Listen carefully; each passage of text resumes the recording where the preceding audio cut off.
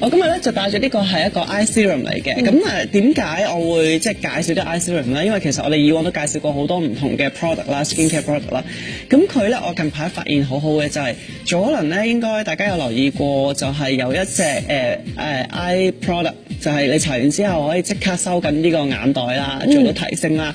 咁呢個咧其實都有同樣嘅效果嘅，同埋佢個質地咧，你哋可以試下，其實質地好薄嘅。佢質地咧就好薄嘅，咁搽上去嘅時候咧都係輕輕用指尖啦，跟住按上去咯，就唔好做一啲大力拉扯嘅動作。咁我用咗1個禮拜。我本身唔勁嘅個眼袋，但係都會有啲眼紋啦，同有陣時覺得眼腫啦。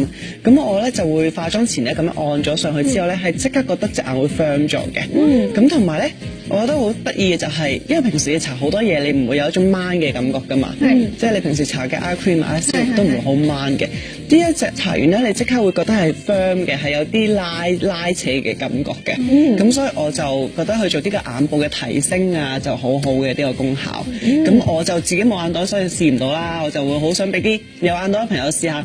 你搽完之後，你都冇？我有啊，好少啫嘛。你勁啲，因為鼻敏感係啦。你下次可以試下咁，係咪即刻可以撫平你嘅眼袋啦？咁 so far 我自己用完，我都覺得個眼紋係改善咗，同埋個黑眼圈都係改善咗嘅。咁啊有眼袋嘅朋友，下次我攞俾你試下。好啊，多謝晒。我必須要，因為係我啲鼻敏感患者，長期係有個眼袋同埋呢個黑眼圈跟住我㗎。好啦，咁我哋。